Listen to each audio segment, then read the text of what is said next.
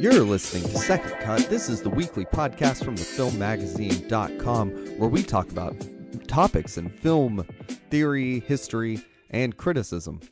And I don't know, whatever else I say. I'm Jacob, and I'm the one who had that intro down but has now forgotten it. Oh, you've lost the magic. I'm Sam. I'm the one who's just about ready to tattoo Justice for Greta on my forehead. Yes. And Kieran is not here, but he sends his rainy regard. I don't want to say warm because I don't think it's warm in Wales, but whatever regards he has. Yeah. For someone who says, don't find me, and their job is essentially built around find me. Whatever kinds of regards that person would send. Yeah.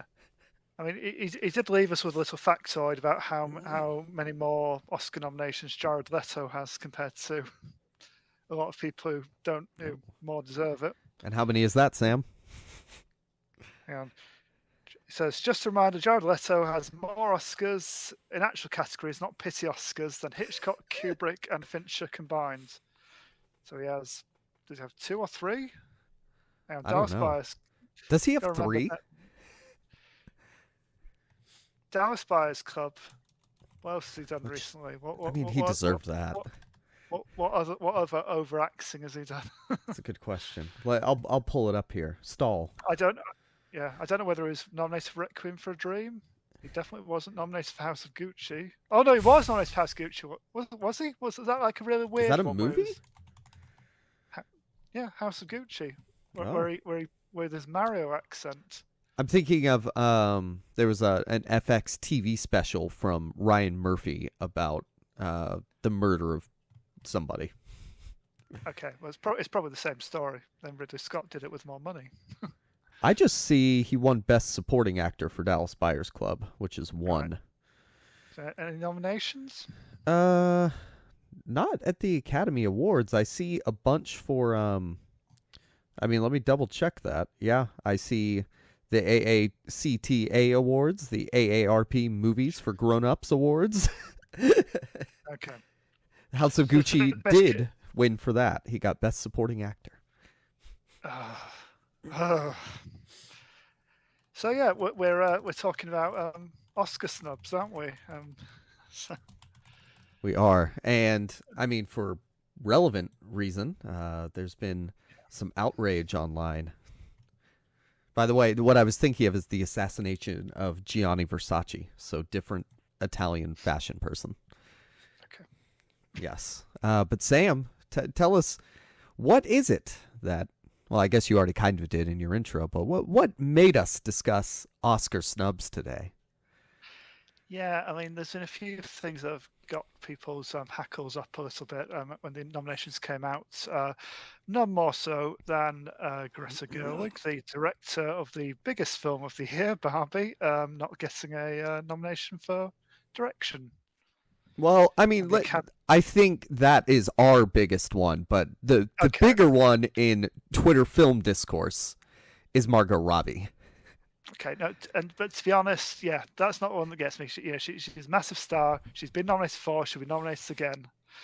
But the Academy has a horrible habit of generally ignoring women directors. Well, I was about to say, not for Best Actress. No, we're not on that. But yeah, they've got a horrible habit just in recent years of just having the token woman director on the list, as they have done again this year. I mean, not that I'm saying Justine Triet shouldn't have been nominated. I haven't seen Ask Me Before yet. I've heard it's it's very very powerful film, and I plan to see it fairly soon. But I don't know. I don't know who you'd unseat to get Greta in the list, but yeah, they do have a history. Just it's either no women directors on the list at all, or one. Well, nothing. I think for me, it's. I mean, I hate to say it because I really like the movie, but Oppenheimer. Like, if we're gonna have 2 popular billion or nearly billion-dollar films that were not supporting each other at the box office, creating the phenomenon, I mean, I would put Greta in over Christopher Nolan, not because they're interchangeable, but you know, I mean, I didn't see Anatomy of a Fall, Poor Things, or Zone of Interest, but they seem to be well regarded. And I'm not going to say no to Killers of the Flower Moon because that movie is incredible. Scorsese's your boy. That too. I mean, look, he deserves it. He's not there because Yes. he's Martin Scorsese. He's there Yeah. because the movie is important. Yeah. Yeah, and to be fair with him, he's missed out enough over the years. You know, it's about time he gets some much overdue respect. I mean, he's probably at that stage of his career. Unless he has an absolute disaster, he will usually make the cut, I think. But yeah, obviously, fully deservedly so this time. Yeah. Well, and I have this quote here from this is Mary McNamara, a Times columnist for the Los Angeles Times. She says, "If only Barbie had done a little time as a sex worker, or barely survived becoming the next victim in a mass murder plot, or stood accused of shoving Ken out of the dream house's top window. Certainly millions of Barbie fans are currently wishing they could push someone, perhaps a member or two of the Film Academy, out of a very high window." Yeah, that was a quote this week, wasn't it? Yeah. Yeah. Well, and understandably got a lot of backlash. of course, the problem with that being like, it's tough to talk about this as two dudes because, like, I love Barbie. I love the we've talked about this, the feminist messaging of it, the acknowledgement of patriarchy and sort of the, you know, gender studies 101 stuff in a movie that's entertaining and popular and making lots of money. But like, it's about a toy, you know, at the end of the day. Yeah. I mean, one of the common arguments for the director category as opposed to the best picture, because obviously the best picture goes to the producer, you know. So, who is Margot Robbie, by the way? Yes. Which is, so she's not empty of nominations. The irony, yes.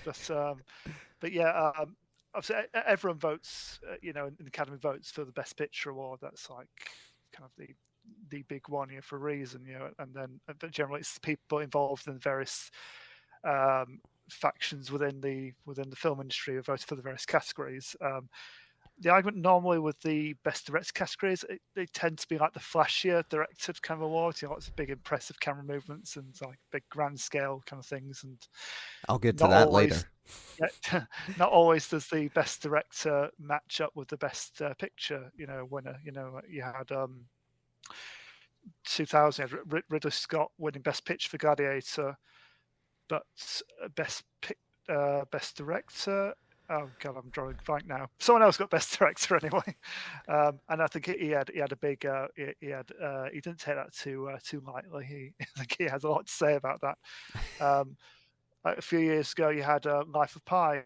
Ang Lee got best director. You know, very visually spectacular kind of film, but it didn't get best picture that year.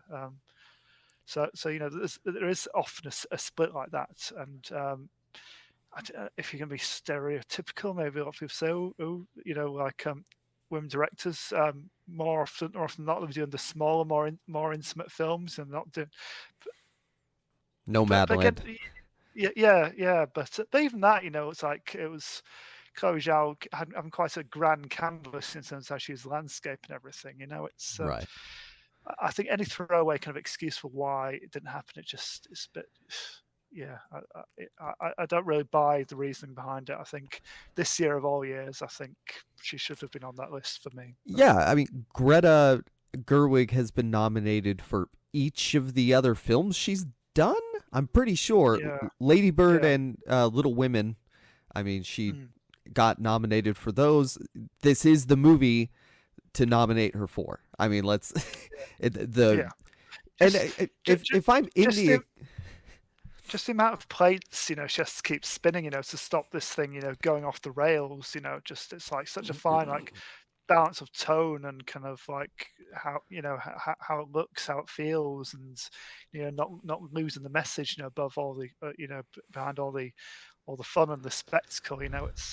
It's a really tough act to kind of pull off. Well, and also to make something actually socially, culturally Yeah. emotionally meaningful out of a commercial. You know, it'd be like if Transformers was about the I don't know, some kind Yeah. of trans allegory or something. She took something that should have been stupid and Yeah. made it something real, something impactful on. And I think we can see that in the outrage. You know, it's people that are personally involved, you know, in an emotional sense. You know, the women that I've seen discussing it and the discussions I've had with like my wife or whatever, you know, but the one thing that is annoying is the Barbie versus Ken. It's not that Ryan Gosling was nominated for Best Actress over Margot Robbie. If anything, I would think that kind of shows that it's a weak pool of supporting actor that they were looking at. I don't know. Perhaps. Yeah. Yeah, because he's like the crowd pleasing kind of showy kind of performance, which are the ones that tend to get nominated. So I think that there is as something that there is no there it's Barbie and Ken, isn't it? It's difficult to kind of split them. I've one part from the other, but I suppose they would go for the showy performance if they're going to nominate one of them. Yeah. And I'm much more aggrieved about Greta, as we've made clear. Yeah, I mean, in addition to it's a good movie, it's also the historical director, women behind the camera. I mean, come on, throw the token woman out at the very least. Like, come on, guys, come on. It's not that hard. They should have looked at the list and been like, yeah, we're gonna fudge this. Like, it was stupid not to do that. Yeah.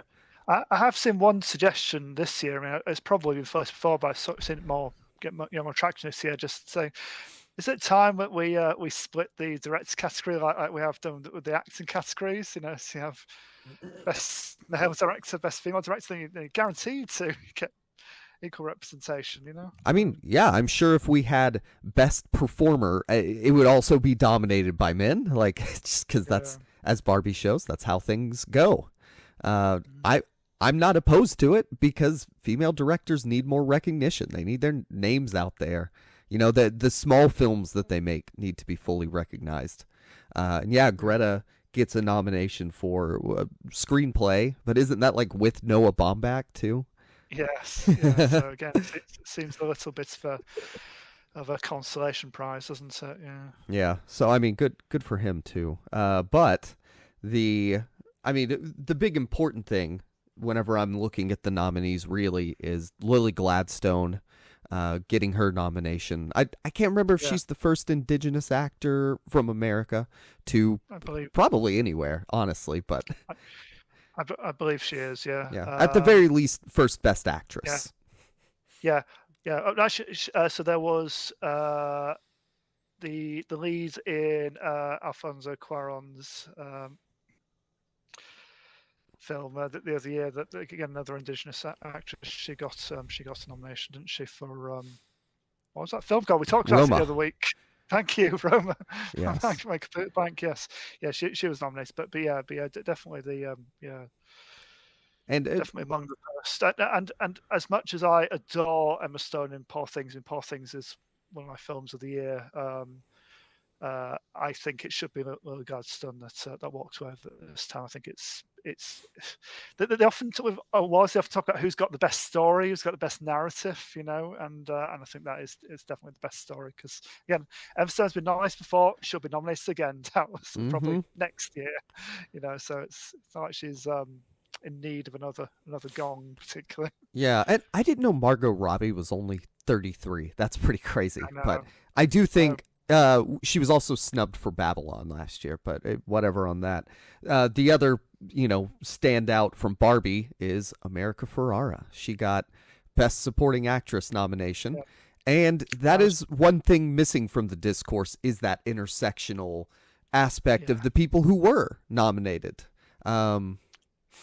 That's the thing. I was really pleasantly surprised here on the list. I wasn't expecting it to be honest. I love performance, and she's probably the most important character in the whole film. But I wasn't expecting kind of obviously, yeah, she's got that great monologue, but generally it's not as showy a performance. So I wasn't necessarily expecting it. I mean, you have in the supporting actor category, you have Mark Ruffalo, poor things, who's basically playing a cartoon character, which again, entertaining, kind of memorable and everything, but not heartfelt, but it was nice to see like a more honest, kind of grounded, down to earth kind of portrayal, getting some recognition as well. And why on earth was Robert Downey Jr. nominated? Like he doesn't do anything in Oppenheimer. There's so many other, and I guess it has to do with not WB, Universal pushing him or somebody like.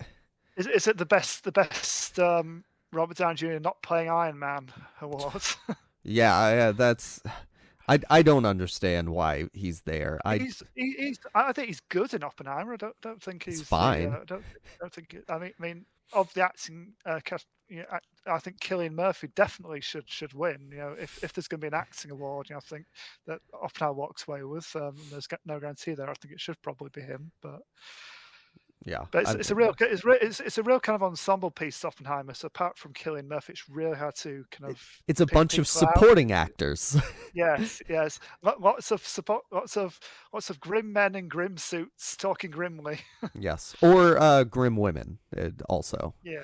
And then I mean, I'm rooting for Robert De Niro. He's so damn good in Killers. Yeah, because that's probably his best performance in 20 years, I think. Probably. It's nice to see him actually try again, actually sink his teeth into a role, because it's been a while. I need to actually watch some of these movies because so many I look at it and I go, I haven't seen Zone of Interest. I have seen 7 out of the 10 so far, so I'm still need to see Zone of Interest and American Fiction, which are both out over here in a couple of weeks. And I need to watch Anatomy of a Fall, which I've got downloads, but I haven't watched yet. So. Yeah. All right. So, Sam, we have a couple questions. What were people curious about? I mean, just before we go on to that, I think we should just define an Oscar snub. I'd say, because this is a bit of a blur here. Some people think it's like films that missed out, films that should have won when they were nominated, but they didn't come up with the top prize, like. The classic one is Shawshank and Pulp Fiction, both nominated for Best Picture, but lost out to Forrest Gump in '94. Now they're not technically snubs in my mind because they were nominated. I say a snub is something that didn't get recognition at all. That it didn't even get a nomination. That's in my mind what a snub is. I agree, but I think that the first definition bled into really my choice, which I picked 2001, and I guess I could say it was snubbed from Best Picture, but I mean, really, the snub there is not giving Kubrick Best Director. I mean, let's be real. Yeah, that's fair enough. Yeah, but yes. So question. So James this week asked, how did the Lego Movie not get nominated for Best Animation in 2014? Yep, fair enough. I mean, I think that was, again, kind of a bit like Barbie. It's like a thing people presume was going to be just a big cash-in, a big feature-length kind of commercial for a product, and ends up being something a lot more interesting, very kind of like a meta-commentary on kind of like on the brands and on imagination and the act of play and growing up and all that. Maybe it was just a bit too ahead of its time, I'd argue. 10 years ago, before we got a lot more films like that, and it's one of the earlier ones in that regard. Well, I mean, and they're not opposed to commercialism because Big Hero 6 won. I mean, that's probably I'm sure Best Animated Feature is typically Disney paid the most money award. We're hosting you on our network. Yeah. To be honest, I did for the film magazine. I ranked all of the best animated picture winners of the years, the other year, and I ended most of the sections with a little note about like what should have won in my mind and kind of what the trend was over the years. And generally speaking, 9 times out of 10, it's either DreamWorks or Disney or Pixar. It's a big glossy CG animated affair, as well made and as heartfelt as they usually are. There's normally a lot more interesting stuff each year. Stop motion animation, traditional animation, anything a bit darker or more surreal tends to miss out. So I just think the Lego Movie at this point was probably just a bit too bit too ahead of its time. I also see but How to Train Your Dragon 2 was nominated, which well, sequel? Come on. no, me and James, How to Train Your Dragon franchise's biggest cheerleaders. We both think that should have won Best Animated Feature that year. Hey, that's fine. I don't mean to slight it. It's more like, I see the really interesting looking anime movie, and I'm like, yeah. And you couldn't have put the Lego movie in over How to Train Your. It's another principle of the thing. Yeah. I get what you're saying. Yeah, and Holly as well. She's points out like one of the most egregious acts by the Academy over the years was The Shining. Not only was it not nominated for any Oscars, it received 2 Razzie nominations, one for Kubrick as Worst Director and the other for Shelley Duvall as Worst Actress, which is completely mind-blowing, she says. Yeah, I didn't know that it got Razzie nominations. That's insane. Yeah, I mean, that's... I can't see... I know it wasn't like the massive kind of critical success it is today. It's been reappraised since, but how can you look at that and say that is a badly directed movie? I mean, what the hell? Yeah. Maybe there was Kubrick fatigue at the time. Maybe, yeah. And then I think, there wasn't a question about it, but like Citizen Kane only won 1 Oscar out of 9 nominations. So, I mean, we're looking at the snub, in terms of like, it was nominated but didn't win stuff. And apparently part of that is attributed to William Randolph Hearst anti-campaigning. Yes. Yeah. Anyone who's watched Mank knows a bit about this, just how much kind of moving and shaking the walls behind the scenes, all the kind of cloak and dagger stuff that was going on, back in days when newspapers could literally change the fortunes of presidents, businesses, movies, make or break careers. He was such a powerful player, at the time, Hearst. Yeah, and then did we get a Muppets question from James? He has not thought of a Muppets questions. I thought of one then. Which which category would you insert a Muppet into to replace the person becomes a Muppet, and which would you pick? And I'll go with make Martin Scorsese a Muppet so he can live eternally and keep making movies. Okay, I will go for... I'm trying to think of people who aren't already a little bit Muppety. I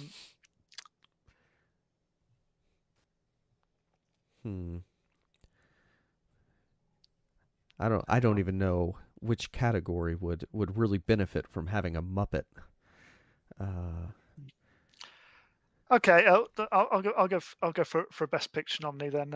I'll go for the holdovers, and I think Paul Giamatti should be a Muppet. I mean, he's a little bit Muppety, but I think that would liven up the category. And he's quite cuddly and likable already, but playing like a prickly, unlikable character as he does in that film, that'd be fun if he was like Sam the Eagle or something.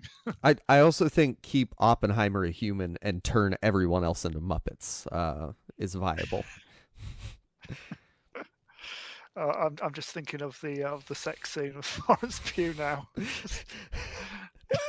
Oh, it should have been make Florence Pugh the only... Yeah. She's not in it long enough, unfortunately. R.I.P. to that character. All right, well, I guess we can discuss the movies that we watch now. Go read our Oscar nominations at the Film Magazine.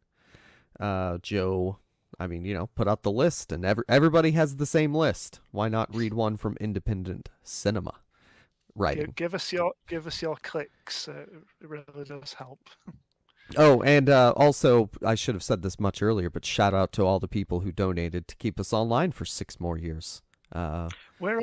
We're alive and kicking. We've got a stay of execution, and we're going to make the most of it. Yeah, for the next rest of the decade. So, hooray.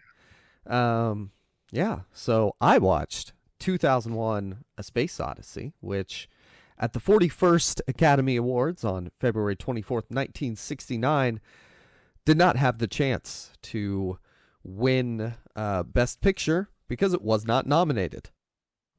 It did receive nominations for Best Director, which Kubrick did not win. And let's see, there was another one. Who did win Best Director that year?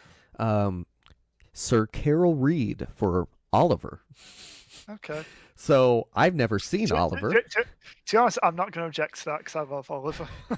I like myself a musical. So I mean, yeah, that's what I was going to talk about. Is that's very telling of the times that a musical, at the Golden Globes, it won Best Motion Picture Musical or Comedy and Best Actor Musical or Comedy for Ron Moody. I mean, this thing killed at the Oscars, also winning Best Picture.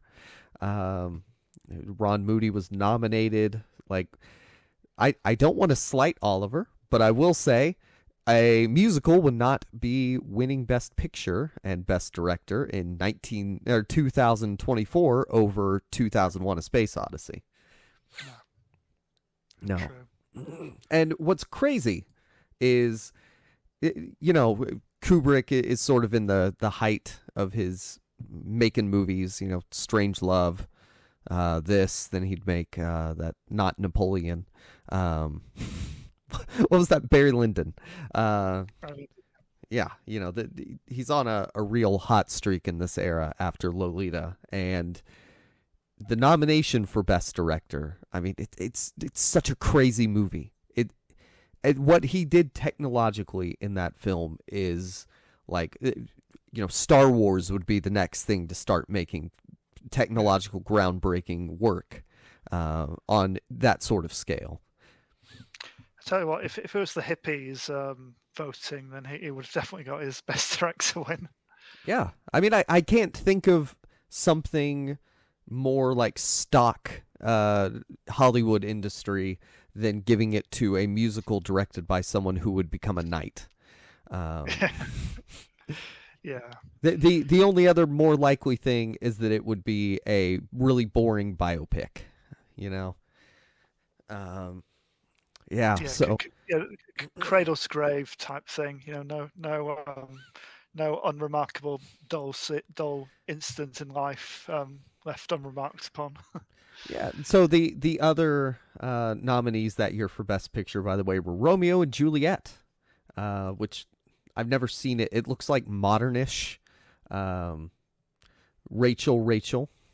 Oh, hang on. We got a question from Greg. Greg, we'll get to that in a second. Rachel is an American drama film from Paul Newman, which starred his wife, Joanne Woodward.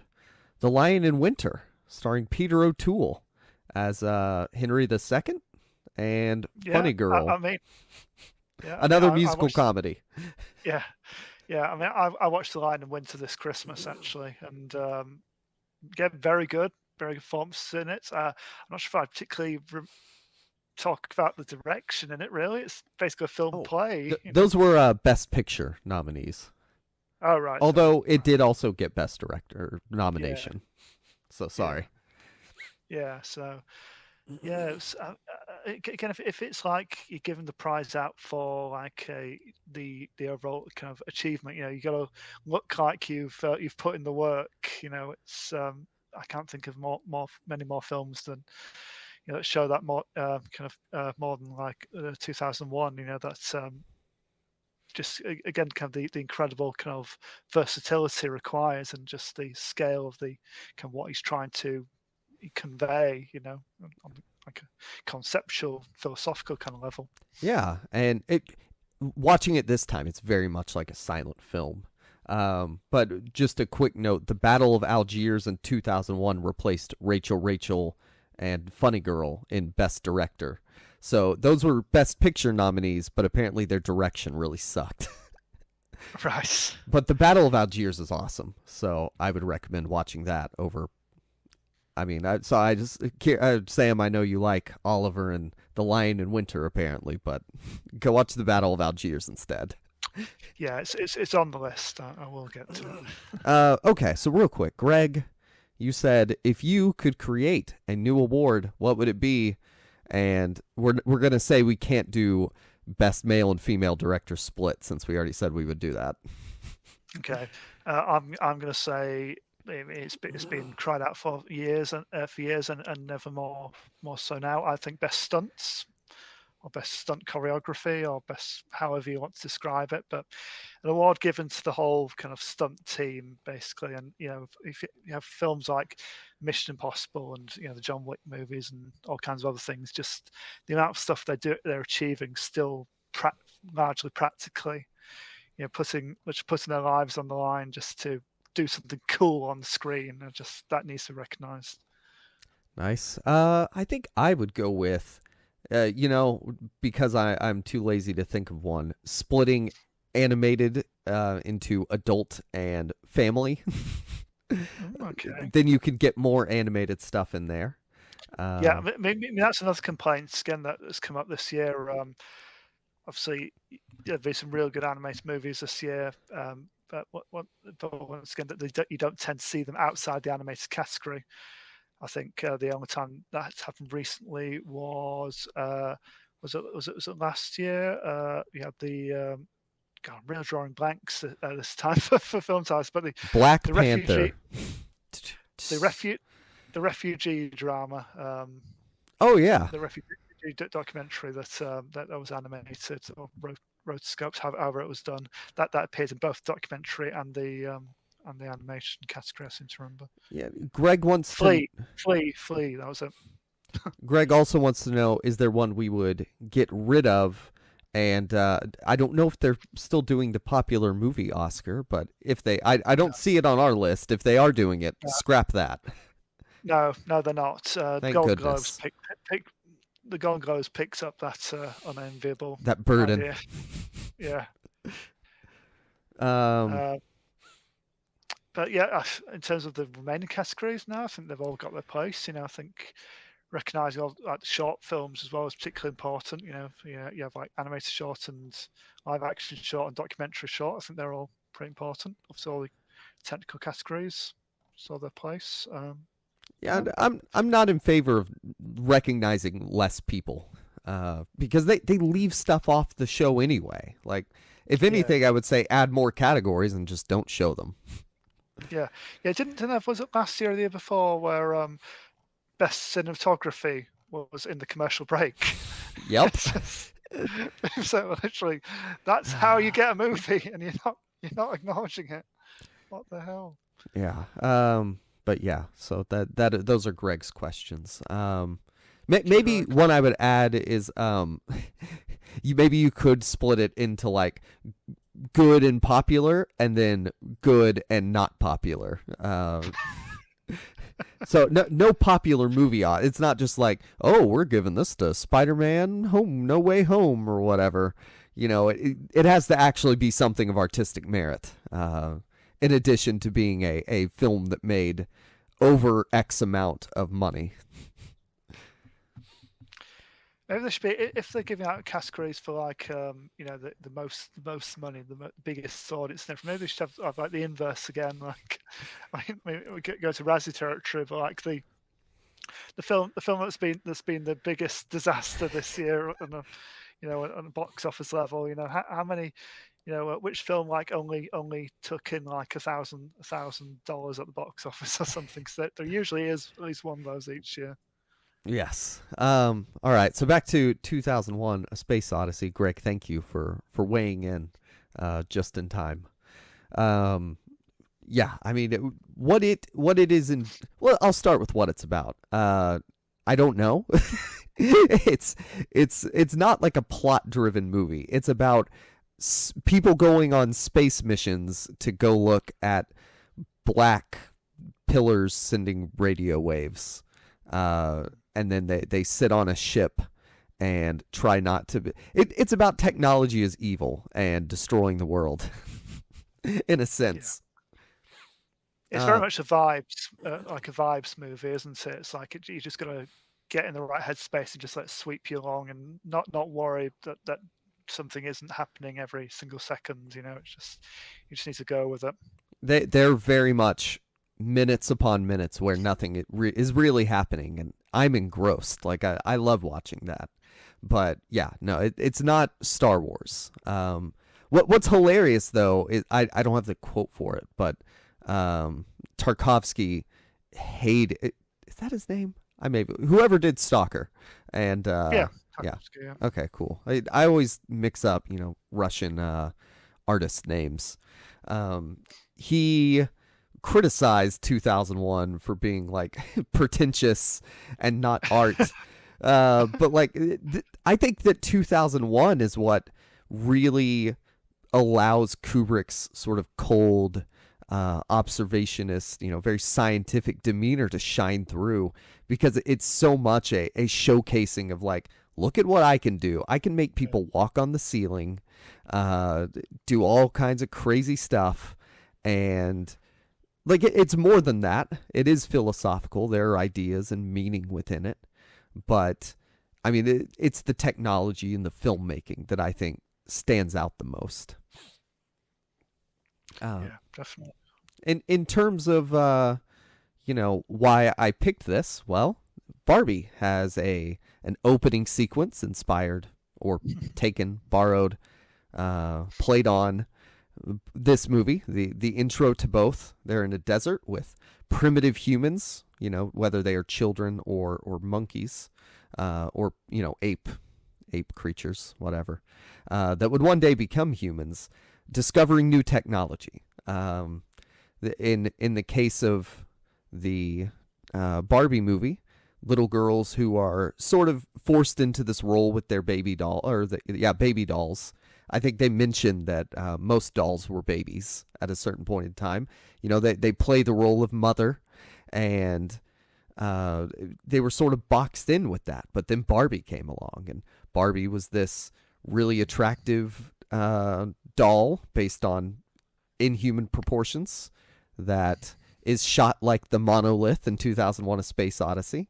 And she signals sort of this idealistic era in which girls can envision themselves as more than mothers. And that's what happens in 2001. They find the monolith. It activates something in the monkey brain, and they get bones and start using them like weapons and tools, and they begin to conquer the environment that they live in. And of course, both sequences end with throwing the doll/bone into the air, and it either turning into the title of Barbie, or in 2001's case, a spaceship, which is easily the coolest popular movie cut that anybody can think of. It's between that and the match in Lawrence of Arabia. I think it's very hard to kind of draw a comparison between the both. So iconic and just so influential on every level. Yeah, and then that next sequence where we see the pin floating in zero gravity, this boring 1960s guy flying on his space plane to a space station. It's just so it's not even like 60s future cool. Like, what's cool about 2001: A Space Odyssey is it seems pretty grounded future cool. Yeah, the kind of spaceships that look like planes of the time. It's like they've got like carpet on the walls and stuff like that. Like ashtrays everywhere, and everyone's got terrible late 60s facial hair. Yeah, it shows how much humans hate change. And technology is going to advance, but like we're still going. It has FaceTime. Like we're doing video calls, talking about birthday parties, and that really shows, in a sense, the more realistic passing of time. In the year 2001, we were still using telephones and having birthday parties. We just didn't have the space planes. Although I guess we were getting cell phones and the internet. Yeah. And you've got that. I'm sure this kind of rivals the first Star Trek movie. For the longest shot of a spaceship coming into land in history. Yeah, it just goes on and on and on. It's about 10 minutes or something. That scene. It feels like it. If it isn't, it's just.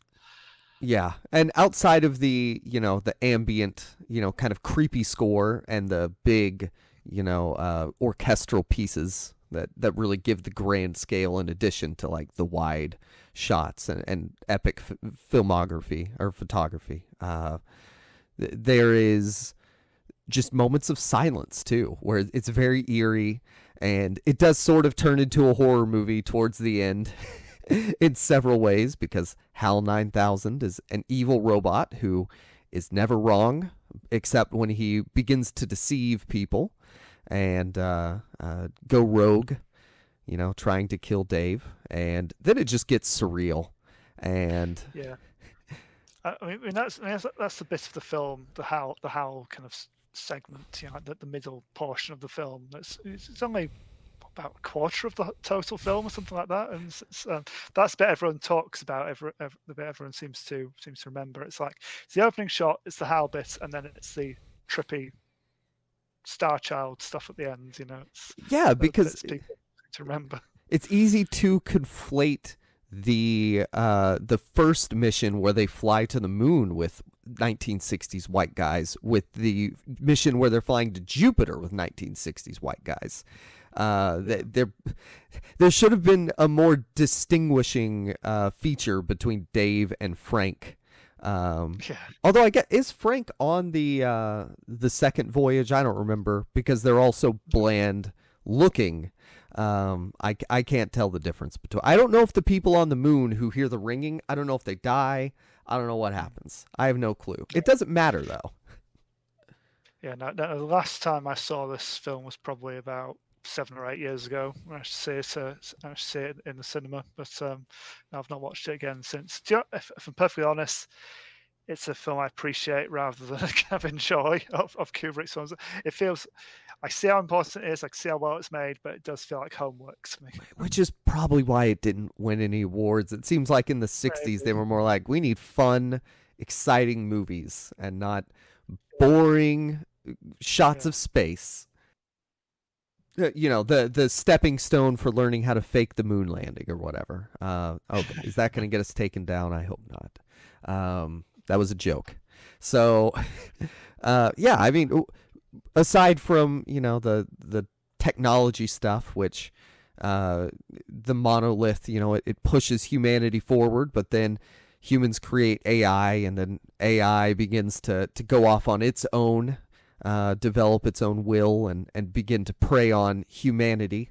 I kind of skipped around and mainly watched the opening up until the HAL stuff, and then went to the weird part at the end.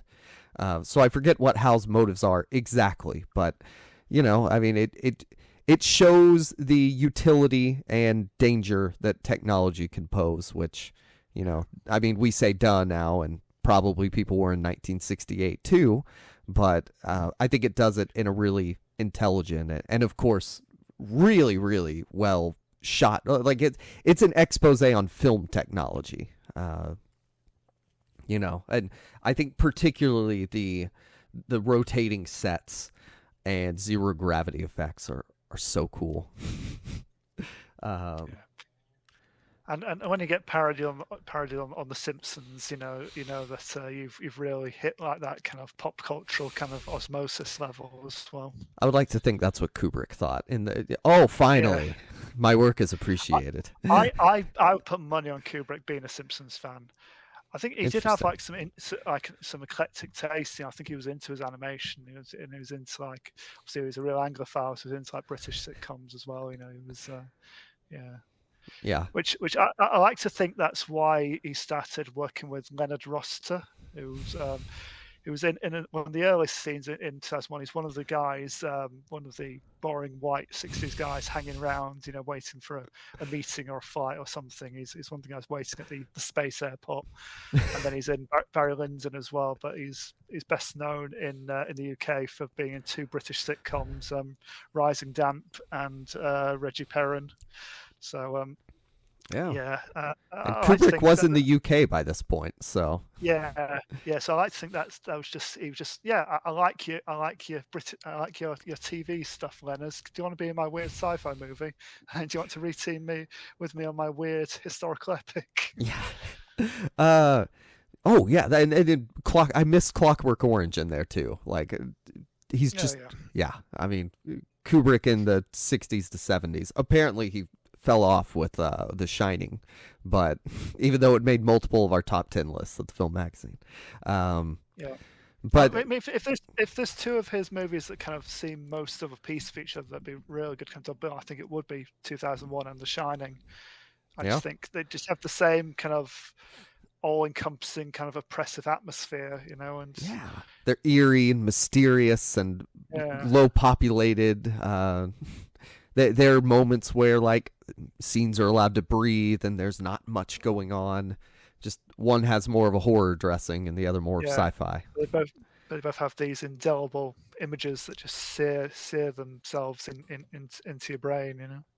And then to bring it back to Barbie, I mean, I talked about the intro, but the end of Barbie, she walks out and she says, I want to give, I want to give meaning instead of have it, impressed upon me. I want to create, not be the created, which to me is very similar to where Hal ends up. I mean, he's not creating, but his meaning does not come from programming. He's an emergent consciousness now. And in Barbie, obviously, it's more of a feminist message. It's about, rather than women having the appearance of equality, it's about actually being a person, not defined by something else.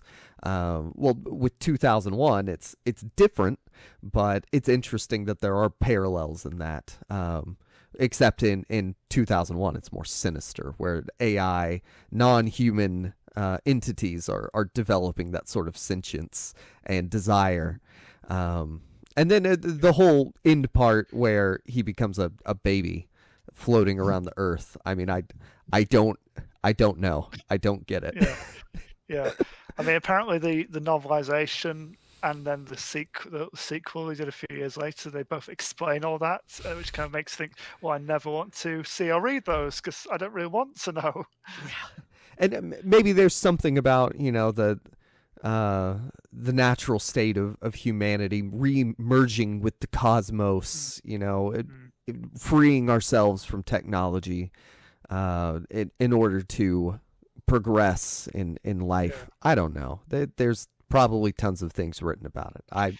I'm not here to interpret 2001 beyond the context of here's where I noticed the similarities to Barbie. Yeah, that's a whole other show. I mean, we could do, well, I imagine we will do a Kubrick episode in the future.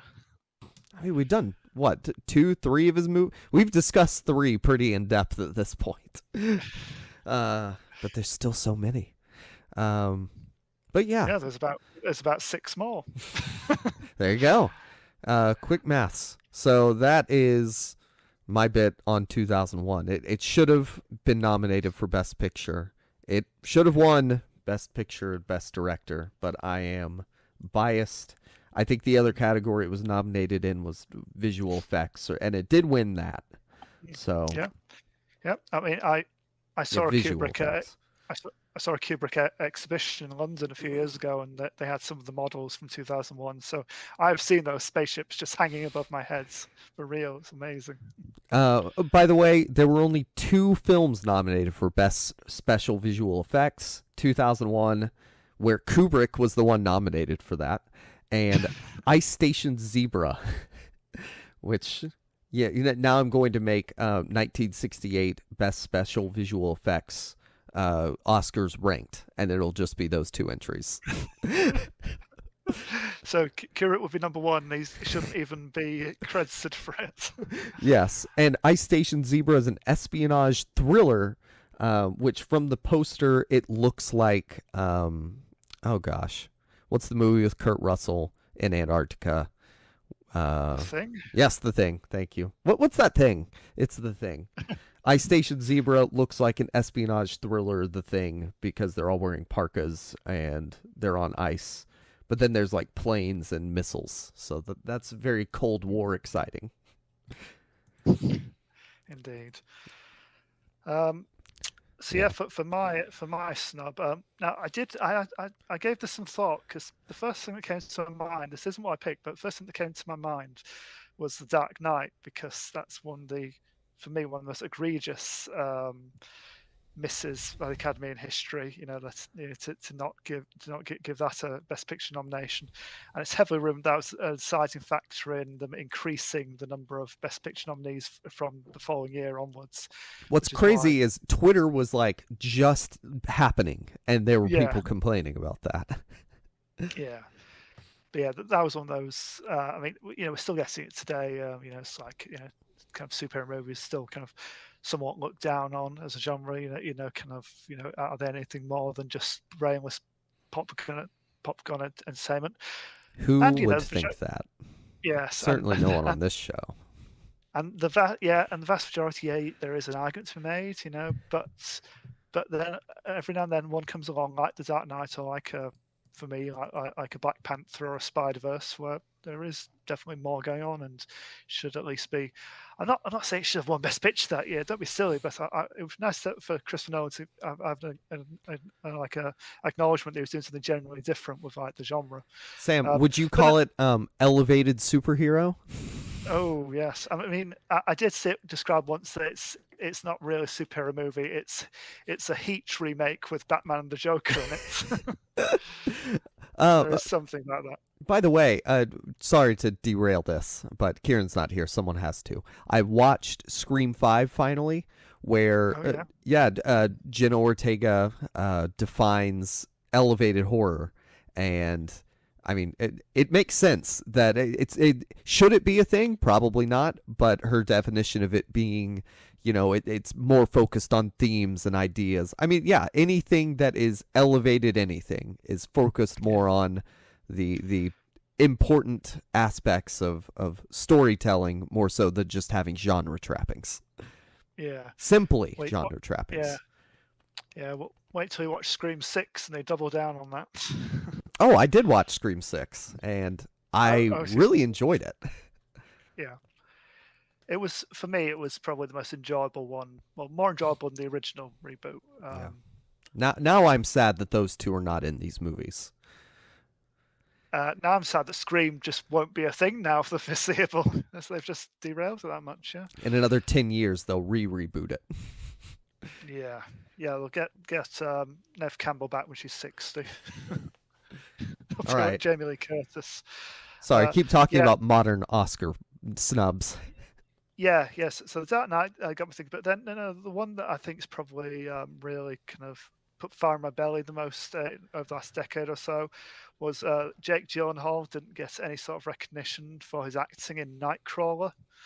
Now, the film itself did obviously get a nomination for its screenplay, for Tony Gilroy's screenplay, but no, it is the thing that makes it is his performance, and it wasn't recognised. You remember 10 years ago when Eddie Redmayne was popular? I know, right? I mean, I was looking at the other nominations this year, so I was thinking, like, who could they have got rid of? Yeah, so Eddie Redmayne won that year for Stephen Hawking. I mean, I quite like The Theory of Everything as kind of very safe biopics go. It's a decent one, and I can't deny that his is a committed performance from him. But then you had like Steve Carell, Foxcatcher. Yeah, again, a very good kind of performance, which I think he got nominated for because it was kind of outside his normal wheelhouse. Very serious, scary role. From this usual comedy actor. Though I wouldn't necessarily argue that he was the lead in that because I think was it Brad Pitt? No. So it was was it Channing Tatum and Channing Tatum and Mark Ruffalo. So Channing Tatum's technically the leads, and then I would say Mark Ruffalo and Steve Carell both the kind of supporting roles in that film. But anyway, then you had Bradley Cooper in American Sniper. Take or leave that, really. Benedict Cumberbatch in Imitation Game. Again, another very worthy kind of, but quite dull kind of biopic. Yeah. And then Michael Keaton in Birdman. So of those, I probably would have gone for Michael Keaton, I think. But this was like the first Inarritu kind of sweep. When he got director and picture that year, and then obviously had Keaton nominated for best actor there. But yeah, I think you could have very easily had Gyllenhaal in there. But I think quite famously, it's more difficult, I think, for actors especially to get recognition for playing really detestable people. They've usually got to have some kind of redeeming quality, or they're doing bad things for the right reasons, or whatever. If they're just absolute heels, they're just completely irredeemable, then it's a bit more difficult, I think, to get that recognition. Maybe that's why Rosamund Pike also lost for playing an antagonist. Yeah, yeah. So in Nightcrawler, Gyllenhaal plays Lou Bloom, who's like a scuzzy freelance photographer who skulks around LA in the dead of night on the lookout for graphic footage of car accidents and violent crimes that he can sell on to local news agencies. But kind of as he's on like this little kind of odyssey, he kind of goes deeper and deeper into like a moral rabbit hole, and he becomes obsessive and erratic and pretty morally reprehensible, and kind of the lengths he's prepared to go to kind of engineer these kind of instances where he can get this footage, this shocking footage, and he gradually starts to lose grip on reality. I think at the time it got some early kind of notice because the pictures were released of what Gyllenhaal was looking like in it, and people noticed immediately how drawn, how much weight he'd lost for the role. It was one of these really just losing the pounds just to look like he hadn't slept in weeks, and he didn't eat, didn't do anything kind of healthy. It was just his obsession that kind of drove him that to what he did. Very method. Yeah, which is interesting on that level because it's probably something we hadn't really seen from Gyllenhaal at that point. He's kind of he's best known, obviously, started from like slightly more esoteric stuff. Like Donnie Darko, he's kind of known as a bit more of like a bit more of a heartthrob. A bit of a bit Brokeback Mountain. He is kind of still heartthrob. Yeah, and he's the more lovable of those two. I mean, and that obviously Heath Ledger's like the kind of the rough one. The rough and tumble. The one that keeps it all buried and kind of repressed, whereas he's more open, definitely. I mean, it did get a lot of kind of good critical kind of write-ups. I think a lot of people compared it to De Niro in Scorsese films, especially to Taxi Driver and to King of Comedy, which interestingly the latter didn't receive any Oscar nominations either. So, and I suppose he's apart from the fact he's fairly charismatic and a little bit tragic, I suppose De Niro in that he doesn't really have many redeeming qualities. And I mean, De Niro is probably one of the best in the business for playing pretty terrible people really compellingly. Though he has been recognised for it a couple of times in his career. Generally, you don't get like the big prize for those kind of roles. They tend to nominate them for kind of more kind of palatable things. So I know it's everyone's taste. And I know it's like the acting contingent of the Academy, who are voting for these awards and stuff. But I find it fascinating it wasn't even shortlisted when it was such a transformation, and it was just so unlike anything he'd done up to that point. I mean, I think he's been more known for this kind of performance, like more recently. He's done plenty of more kind of out there, kind of out of his comfort zone kind of films since this. I think he's become known for one of these people who will transform for a role, who will put the work in, put on weight, lose weight, put on muscle, and do whatever's required for the role. But this was the kind of first time we kind of saw him be not just kind of creepy and kind of weirdly hypnotic, but quite scary, quite terrifying. Just Lou Bloom is that kind of character. It's like you don't know whether he's just going to whether he's going to cry at you, kind of go like laugh hysterically, or stab you. It's just that kind of unpredictable. The Joker. Yeah, basically Joker without makeup. Yeah, and he has this relationship with Rene Russo's character. She plays like the head of this like news agency, and she kind of thinks she kind of sees him as like an asset at first. He's kind of he's a bit of a risk, but he's a worthwhile risk because of the stuff he brings there, and she tries to manipulate him and kind of keep him under control. Then she realizes that she really doesn't have any handle on him. She realizes just how disturbed he is and how little control she could possibly have over him, and he ends up essentially blackmailing her, kind of redressing that kind of power balance. And by the end, he's gone on a bit of a journey, but he hasn't really changed. He's still pretty reprehensible, and he's ends up he's got a very nice cameraman following him around for most of the movie, a bit of a puppy dog, played by Riz Ahmed, who he just abuses and just gets to do the dirty work. And this guy ends up in not a good place by the end of the movie, so he's got to recruit someone else. And the very final scene of the film is he's got through it all, and he's recruiting a new group of camera people, that he can just abuse and manipulate and get to do his bidding. He's got lines of like, I'd never ask you to do anything I wasn't willing to do myself, and it's a complete lie. He's just going to throw him under the bus and just get him to, do everything so he can get away with it, so he can carry on just being absolute horror. I need to rewatch this, but reading about it, morally reprehensible is sort of putting it lightly. Yes. Yeah. And the way that he treats Rene Russo's character in particular. Yeah. I mean, he's an emotional and physical abuser. He's a felon. He's just pretty much everything you wouldn't want your protagonist to be, but he is strangely kind of fascinating because of it. I always think, you don't have to be a likable kind of protagonist. You don't have to be likable to be a protagonist, a protagonist in a movie. You just have to be interesting. You have to have, these flaws. You have to have different layers and shades of grey. It's. I think he's definitely got that. I just think it's a really brave and bold performance for him at that time, and I just think he should have got a bit more love for it, really. Yeah, I remember really liking it, being really impressed by him whenever I saw it in theaters. Being, oh man, creepy Jake Gyllenhaal, this is so cool.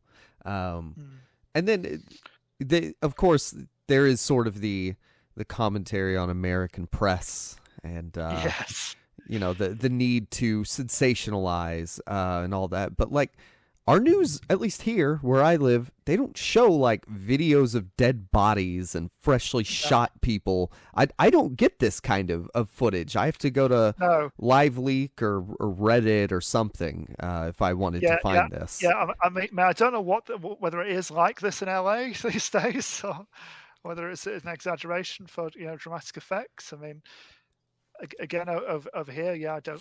They even, I suppose probably the most graphic thing you'd see is like, reporting from like a war zone or something, and obviously, all stuff happened in the Middle East recently, some obviously very upsetting footage in that, and there's normally a warning before that. You say, this report contains images some viewers may find distressing. Yeah, when I think of like news footage of wars that they show, it's like missiles firing and soldiers standing around. Like we don't show, we like to talk about sensational stories, but we don't show the imagery because Americans are prudes, or because of actual reasonable media standards. One of those two. Yeah. Would you say it's a matter of taste? It's some good taste, not overly sensationalizing stuff. It's showing the quality of your reporting and kind of delivering information in like a clear and informative way. And just being. I mean, even news is like it's storytelling, isn't it? It's kind of, you got to grip your viewer and get to understand the ins and outs of the situation you're reporting on. Yeah. Oh, and James reminds us that Jake Gyllenhaal's in the Roadhouse remake. Oh yes, which we talked about when we did the original Roadhouse on the audio version of this podcast, didn't we? Yeah. So who knows if that'll ever actually come? Is Conor McGregor still going to be in it? I mean, he's had. I think so. Yeah. But this is Doug Liman this week was very disappointed to hear that it was going straight to Amazon, Prime. It's not getting a big screen release. Oh wow. But yeah, do you think that there's a scene in particular where Jake Gyllenhaal really jumps off the screen? I mean, everyone talks about the scene where he has a moment in a bathroom, where he smashed his head against the mirror and screams at it, which it's classic like method actor kind of scene almost. It's almost designed for like an awards like reel, isn't it? But no, I think the stuff. Some of like the stuff with Riz Ahmed's character and just how he kind of manipulates him and subtly kind of gets him to do what he wants to do and stuff. But I think his most effective scene is where it becomes more the scenes where it becomes more threatening with Rene Russo's character. I think just you can just see the balance of power shift, and you can see. Because I think he made a decision in this to not blink. I think there's very few shots of him actually blinking in this. He's like, I think he just wants to be like a shark or something. I wish I could make that decision. Yeah. I mean, he's got this kind of slightly mad kind of stare about him, and this kind of. He probably thinks it's like a boyish grin, but without the blinking and the wide eyes is a bit kind of disturbing. But yeah, there's a part where he makes it clear, that he's the one in control, and she's got no control, no power over him anymore, and he essentially needs to. Well, yeah, it leads them to. For people who haven't seen Nightcrawler, I don't really want to describe the exact things that he gets up to do, because I think it is something that benefits going. We don't want to get taken down from YouTube. No, but they just the whole plot machinations of it. Really, I think he gets up to some really dark stuff, and there's no coming back for it. But he's almost like oblivious to it. He's almost thinking, well, as long as I got my footage, it was all worth it, Yep. American capitalism. I'm looking through. He was nominated by a bunch of like local, film critic associations, including the Dallas-Fort Worth one. So good job, my local place. He did get 4th place there. So also good to know that they actually rank their nominees. He won for the Austin Film Critics Association, the Houston Film Critics. Texas loved Jake Gyllenhaal in this movie. The San Diego Film Critics Association, the St. Louis Film Critics Association, the Vancouver one, he won that, and then was nominated at the Golden Globes and BAFTAs. So yeah, good. And Rene Russo also got one at the BAFTAs, so good for the two of them. Or the British Academy Film Award. That's the BAFTAs, right? I'm not stupid. BAFTAs, yeah, okay. Yeah. Cool. Just making sure. So he got local recognition, but yeah, I think your point about the distasteful character, although I would argue that Bradley Cooper's character is also distasteful. But he didn't win, so I guess there's that. That's true, and he was in a Clint Eastwood movie as well, so I think that gave him a bit of a leg up compared to first-time director Dan Gilroy. Yeah, I mean, I don't think the Academy is necessarily partial to American war jingoism, but maybe they are. Maybe I'm underestimating them. Yeah, I mean, it was a shame that.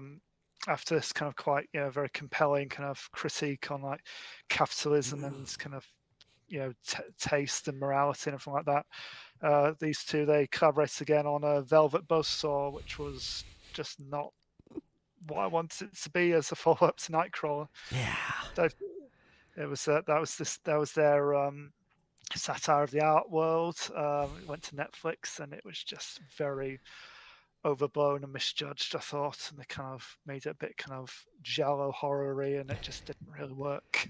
Yeah, I remember watching it and just really wanting to like it and not. But yeah. Anything else on Nightcrawler and Jake Gyllenhaal, Sam? No, absolutely. I mean, I think he is often an underrated actor, and maybe for good reason for his some of his earlier films. Before he found his kind of what he really wanted to do, what he was passionate about. But now he's very very reliable kind of presence on screen. I think this is one of his best performances, and I think anyone who hasn't seen Nightcrawler should definitely give it a look. It's a really really unique, dark, twisted kind of morality media thriller. I think Spider-Man is the last thing that I saw him in. But yeah, I mean, I usually I think of Zodiac probably when I think of Jake Gyllenhaal, where yeah, he's playing the nice guy, very intrepid, sort of a youth. Uh, Yeah, yeah, but sort of caught up in this kind of unimaginably kind of dark and hopeless kind of world, So even he's kind of corrupted by the end of that. yeah. All right. So I do want to point out James has told us the trailer for Roadhouse came out today. So Oh God. yeah, I'm now looking at the poster. It's Jake Gyllenhaal with his shirt unbuttoned, wearing a pair of blue jeans, sitting underneath the neon Roadhouse sign. And it is in post-production and scheduled to be released in March. So onto Amazon Prime. yep. Thanks, Hang on. Amazon Hang on. MGM Studios. I'm just gonna look at the Wikipedia page now. I like it. It's worrying at this point that it's only Jake Gyllenhaal and Danielle Melchior have character names so far. Everyone else is just a cast list of the other actors who are in it. So yeah. I also I really like that Amazon has incorporated MGM into their studio name to try and give them a sense of old school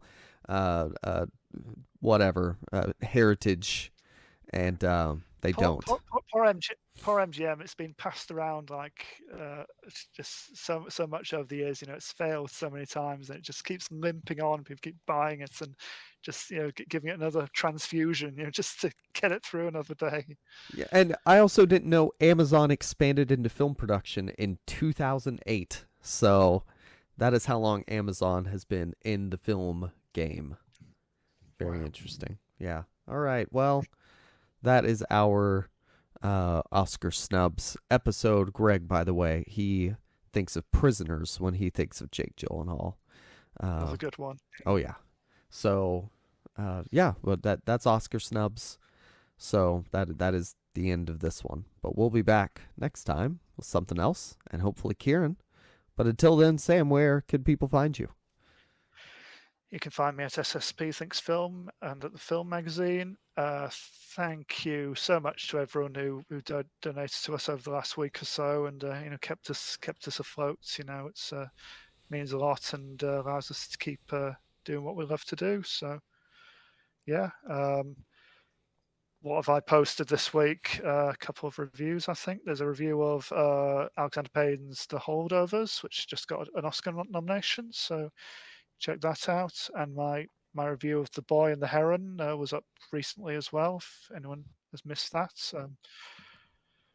And I would say, if you're a fan of animation and Studio Ghibli especially, do try and see that. It might be a bit late to see it in the cinemas now, but whenever it comes to a screen near you, do give it your time. It's possibly Hayao Miyazaki's final film and one of his best as well.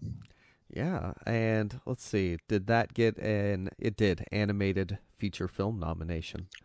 It did, yeah, and I would imagine it's his to lose. I mean, if it might be his final film, why wouldn't they give it to him?